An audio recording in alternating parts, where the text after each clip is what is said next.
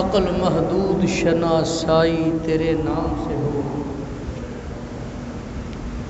ہے عقل محدود شناسائی تیرے نام سے ہو، بزم کونین میں شنوائی تیرے نام سے ہو۔ ہر جگہ میں فقط تیرا پکارا جاؤں، میری میت پہ خلق آئی تیرے نام سے ہو۔ یوں تو اقرار زیاں عمر میں کرتا ہوں، مگر حشر میں مجھ پہ بھلائی تیرے نام سے ہو۔ ہے فریدی میری نسبت پر میں بندہ تیرا، میری قربت میری لذت تیرے نام سے ہو۔ اللہ تبارک و تعالی جل وجہ کریم کی حمد و ثنا، حضور نور شافی یوم النشور صلی اللہ علیہ وآلہ وبارک وسلم کی ذات والا صفات پہ ہدیہ درود و سلام کے بعد مالک و خالق کے حضور التجا ہے وہ ہم سب کا مل بیٹھنا، آنا جانا، سننا سنانا، پڑھنا پڑھانا قبول فرمائے۔ مجھے حق اور سچ بیان کرنے کی اور ہم سب کو اس پر عمل پیرا ہونے کی توفیق نصیب فرمائے۔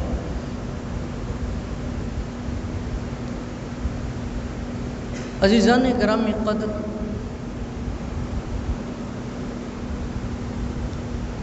قرآن پاک اللہ نے اپنے محبوب کو معجزہ عطا کیا ہے۔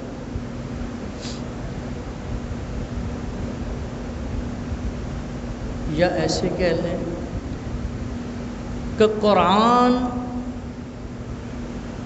وہ معجزہ ہے جو فقط رب نے اپنے محبوب محمد رسول اللہ کو عطا کیا۔ قرآن معجزے کا نام ہے۔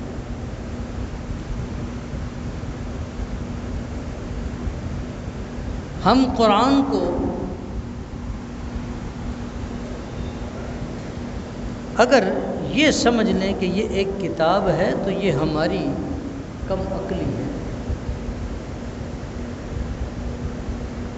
نصاب بنتے رہتے ہیں، تبدیلیاں ہوتی رہتی ہیں، ٹوٹتے رہتے ہیں۔ پچھلے نبیوں پر صحیفے نازل ہوئے، کتابیں نازل ہوئیں۔ صحیفے اور کتابیں پچھلے نبیوں پر نازل ہوئیں، اور یہ حضرت انسان اپنی ضرورت کے لیے اس میں تبدیلیاں کرتا رہا، اور پھر مثال کے طور پہ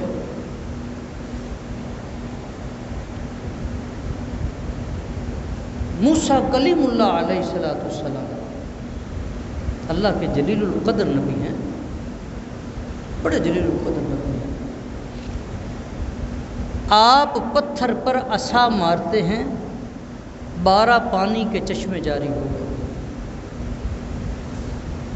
یہ کنوں نے دیکھا؟ پیارے کلیم کے جو امتی تھے، جو ان کی امت ہے وہ دیکھنے والی ہے۔ جب صاحب معجزہ اپنا سفر مکمل کر کے اپنے گھر کو چلا گیا تو جو دیکھنے والے تھے ایک وقت کے بعد وہ بھی اپنے گھروں کو چلے گئے۔ معجزے کا تعلق جتنا تھا وہاں پہ اختتام پذیر ہو گیا۔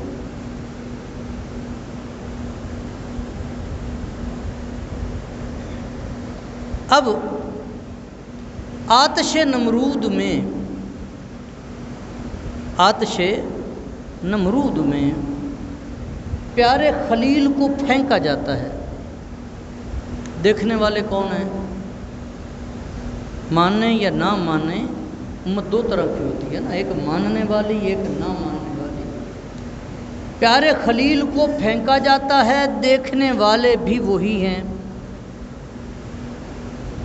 اور پیارے خلیل کے بعد جنہوں نے وہ دیکھا وہ ایک وقت کے لیے تھا اور اس کے بعد سلسلہ حسن یوسف کے چرچے، حسن یوسف کے چرچے موجود ہیں، لیکن پیارے یوسف کے بعد بھی اس معجزے کا اختتام۔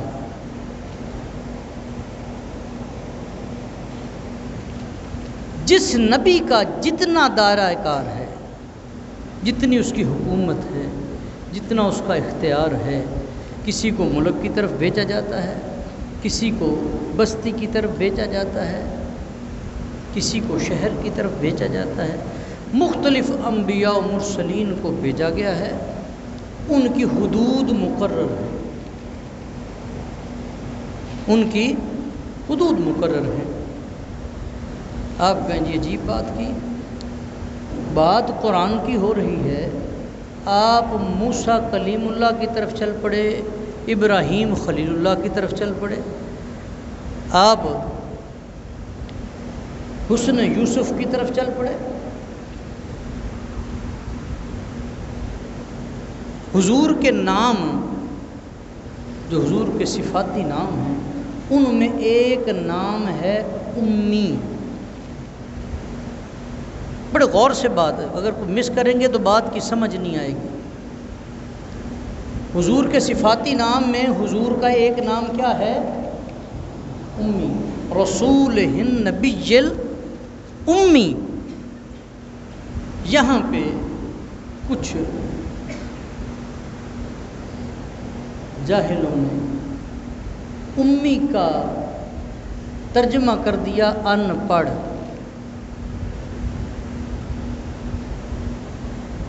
امی کا ترجمہ کیا کر دیا؟ ان پڑھ۔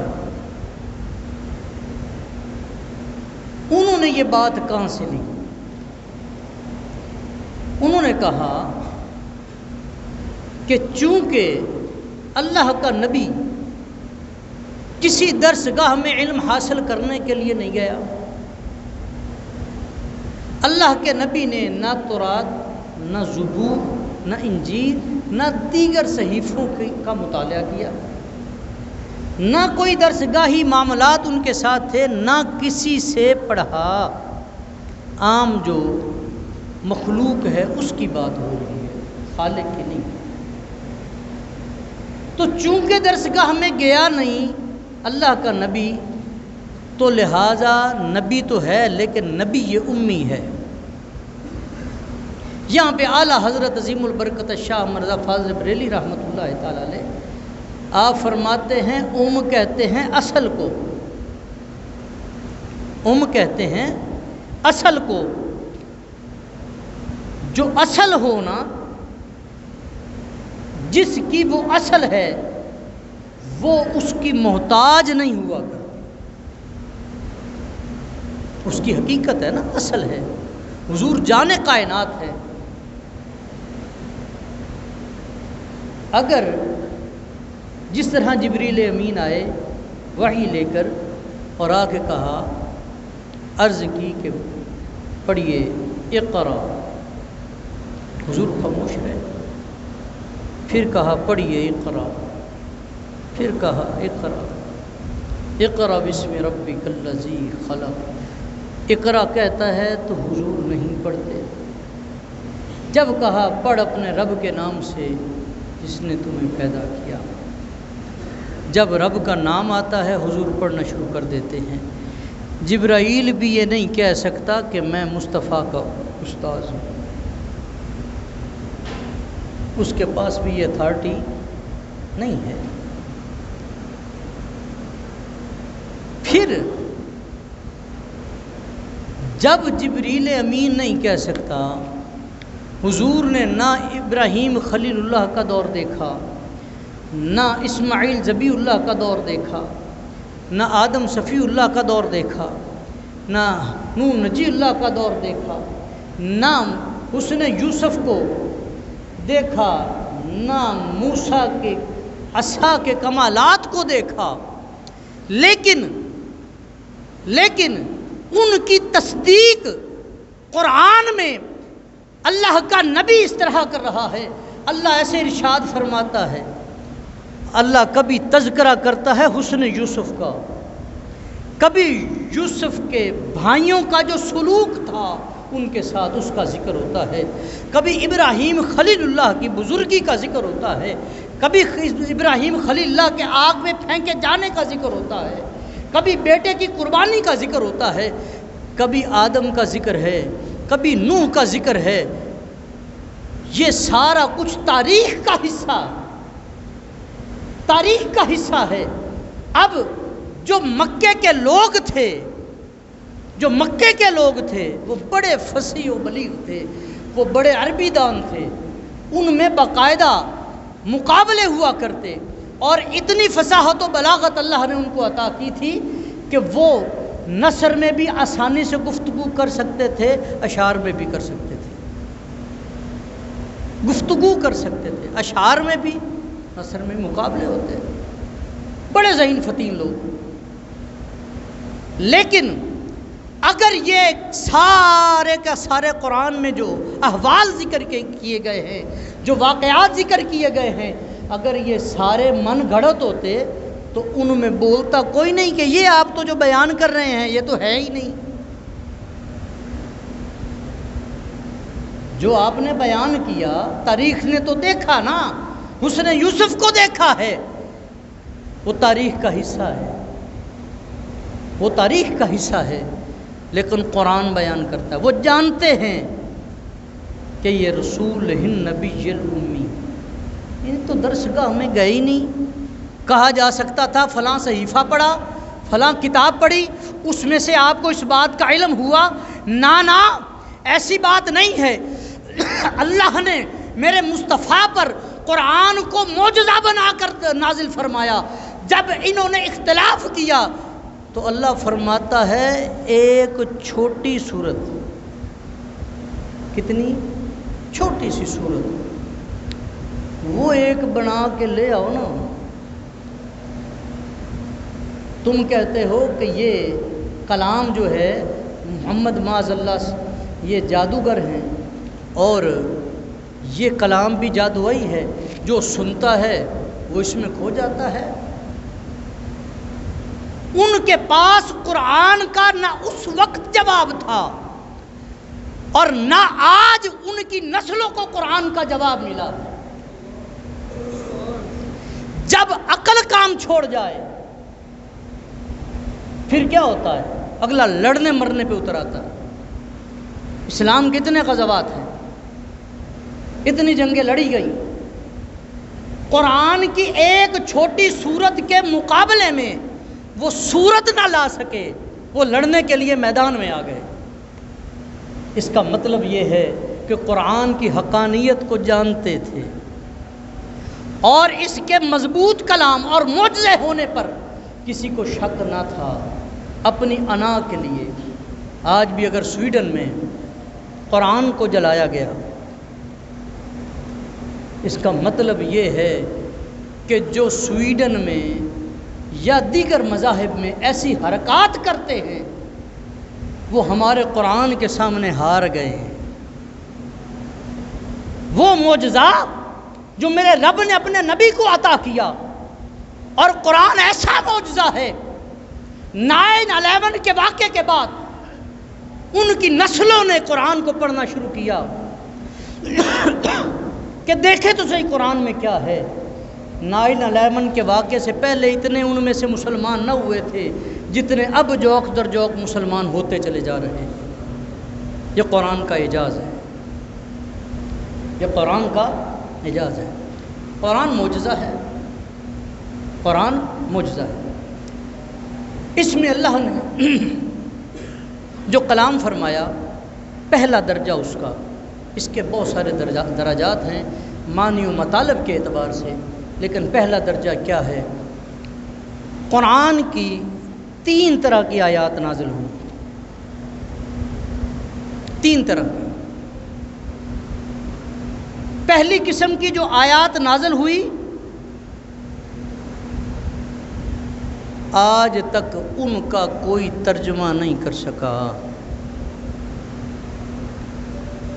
سورۃ بقرہ الف لام میم.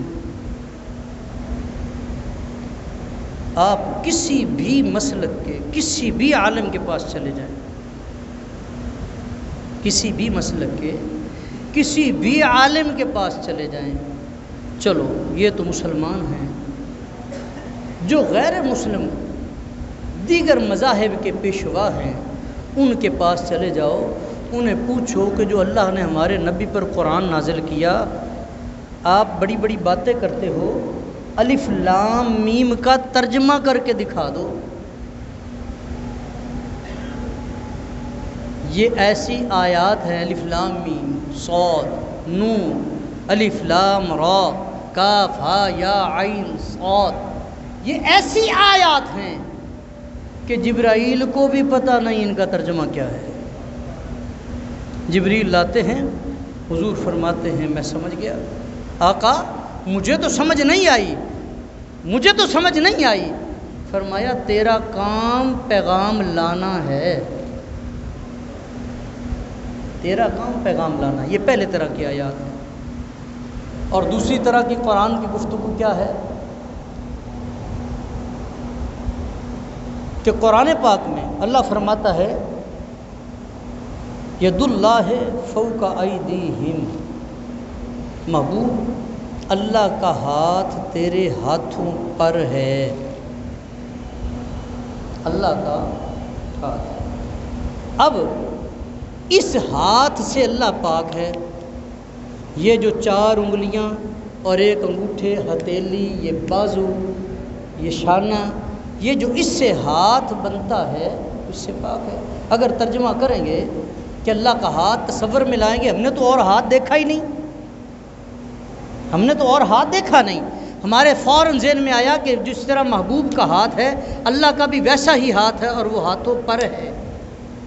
تو جب ہاتھ تصور میں آیا تو کلائی نہیں آئی، بازو نہیں آیا، شانہ نہیں آیا. 1 منٹ میں ہم نے بت تیار کر دیا، 1 منٹ میں. یہاں پر جو رب کا پیغام ہے وہ اور ہے، جو انداز ہے وہ اور ہے کہ محبوب یہ جو تو نے کنکریاں پھینکی ہیں نا، رب بھی یہی چاہتا تھا. تو نے پھینکی ہیں یہ میری طرف سے ہے. آپ کہیں گے جی عجیب بات ہے، اپنے پاس سے آپ نے ترجمہ گھڑ لیا. بھائی ایک نائب ہوتا ہے، ایک نائب ہوتا ہے جو کرسی پر بیٹھتا ہے، آپ کی جگہ پر تجارت بھی کرتا ہے، کام بھی کرتا ہے. وہ کسی سے اگر سودا کر لے، آپ نے کسی کو اپنا نمائندہ بنا کر بھیجا کسی جگہ پر، اگر ہمارے پاکستان کا سفیر وہاں پر جا کر کوئی بات کر دیتا ہے یا ان کا کوئی سفیر آ کے کر دیتا ہے، یا آپ نے جس کو مقرر کیا ہے، جس طرح M P A M N As ہیں، یہ جو اسمبلی میں گفتگو کرتے ہیں، یہ جنہوں نے ووٹ دیے ہیں یہ ان کی طرف سے ہوتی ہے کیونکہ آپ نے نمائندہ بنایا. ان کا بات کرنا آپ کا بات کرنا. تو اللہ نے کائنات میں جس کو اپنا نائب مقرر کیا اسے محمد الرسول اللہ کہتے ہیں، اسے محمد الرسول اللہ کہتے ہیں صلی اللہ علیہ وسلم. اب محبوب جب کنکریاں پھینکتے ہیں، اللہ فرماتا ہے محبوب یہ کنکریاں پھینکنا میری طرف سے ہے. ید اللہ فوق ایدیہم. اور تیسری طرح کی آیات جو ہیں وہ اس میں سے ہم اپنے عقائد کو اخذ کرتے ہیں.